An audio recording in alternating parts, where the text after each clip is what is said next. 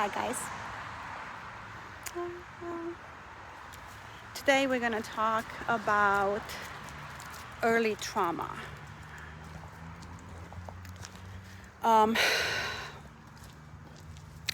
What is early trauma?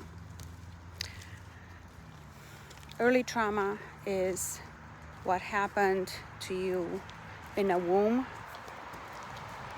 of your mother and early childhood. The way the mother handles the pregnancy and the first 3 years of your life will have an enormous impact on your capacity of handling stress. It's not genetics, it's epigenetics. The emotional state and physical state of the mother impacts your nervous system and the development of the baby. You should know that when people are stressed, they develop these stress hormones like adrenaline and cortisol. Those stress hormones go to the placenta and through the baby. It affects this child nervous system and the development of the child. You can observe the heart rate of the baby as the mother gets stressed. There's tons and tons of research about it. Most indigenous cultures know that.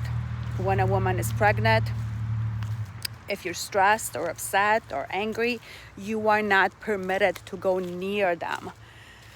If you recognize that, your response to stress and situations, overwhelming situations, if you can recognize that and identify those responses and change them, that's where the opportunity is to heal it for the future generations.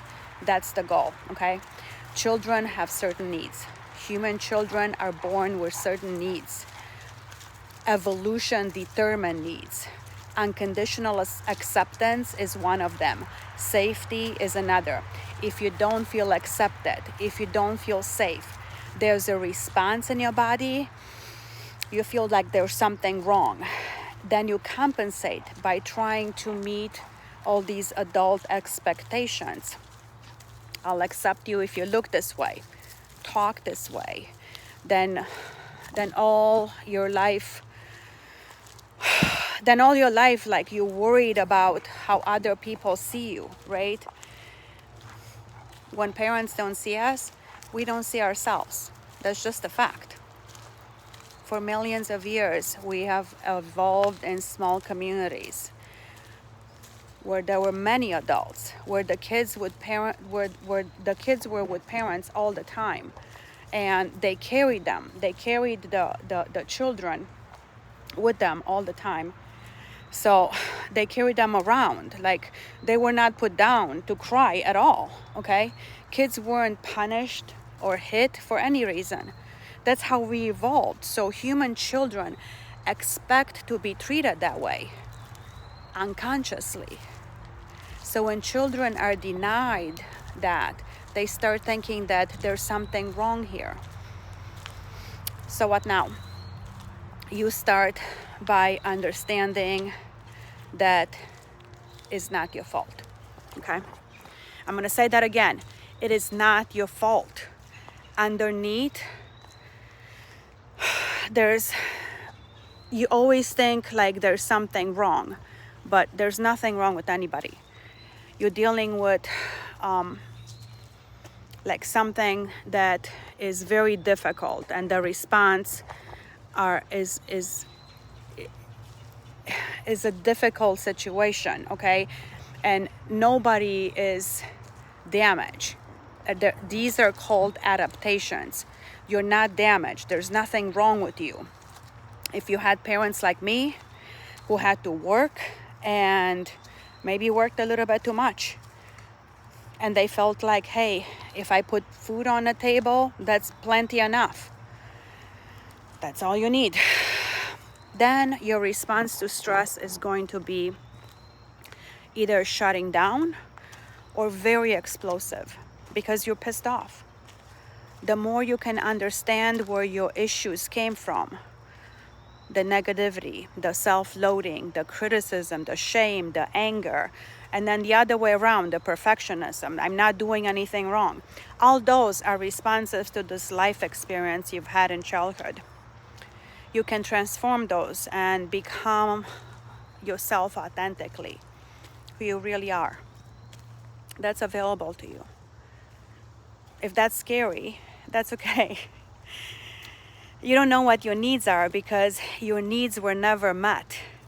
You cried and cried in your crib, but they didn't pick you up because they weren't there, either physically or emotionally. When people look at their own childhoods, they tend to minimize the pain because it's too painful to accept, okay?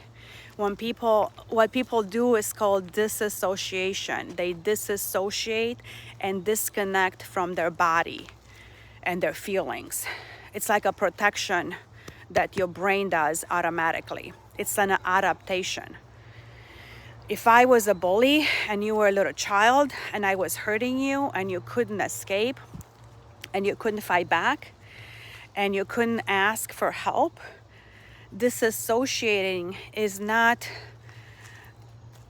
experiencing thing. You would experience disassociating as a protection, you know, because this is a protection mechanism that gets wired into you, and you go through life not knowing what you feel and not knowing how to respond to your feelings. It's an adaptation.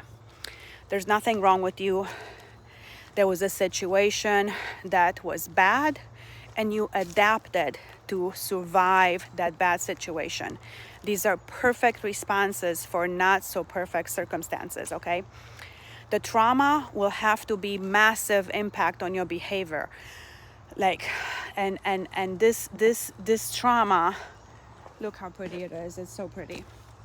And this trauma that really left a really bad impact on your behavior, it feels like you're always feeling on edge.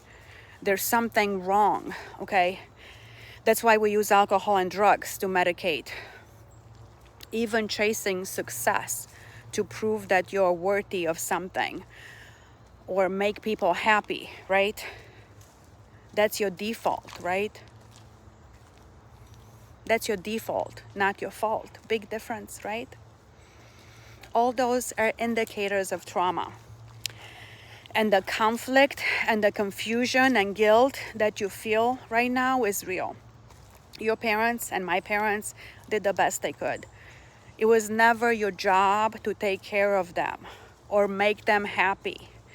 That should have never been your job, which, of course, a child will be bound to fall and feel ashamed and inadequate for it. You didn't deserve that. And this was a pattern, right? Whose job is to create peace and provide a safe space? Yours? I'm curious, and you should be too.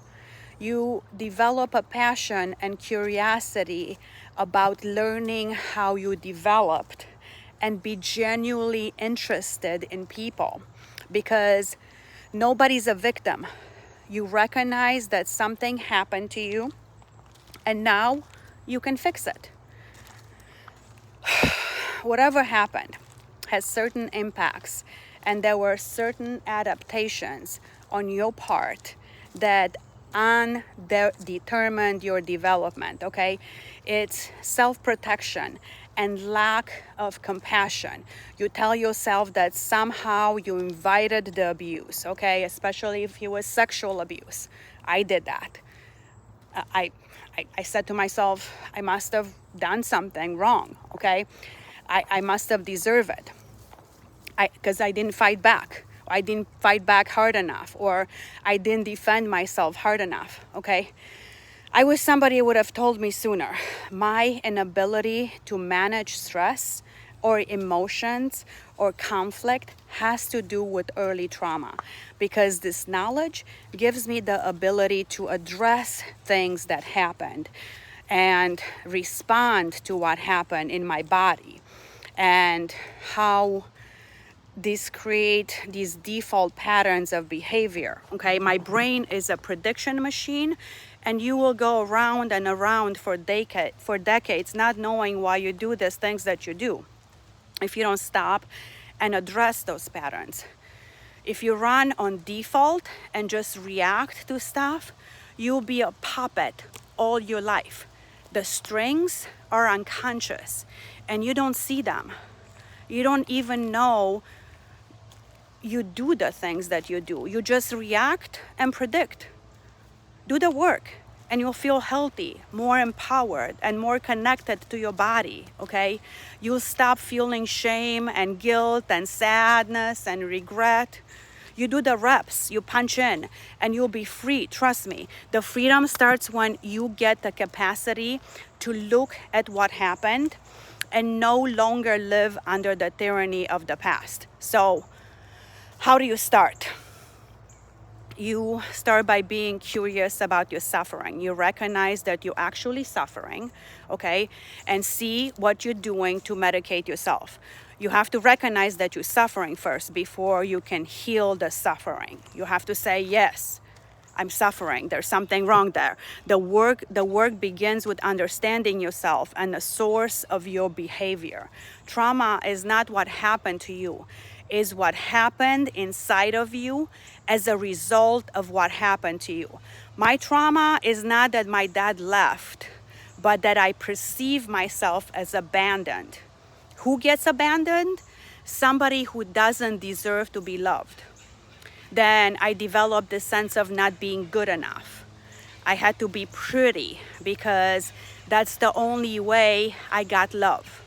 When children don't get the attention that they need, they develop the need to be attractive so they can attract attention. Yeah. It's because you're not accepted for who you are, and now you're trying to attract attention. Psh, crazy, right? Crazy. Hey, what are you doing? Come on, let's go. We're gonna go this way. I'm exhausted, so I'm done. Don't lie, don't steal, don't cheat, don't kill any insects today. Mwah, mwah, mwah, mwah.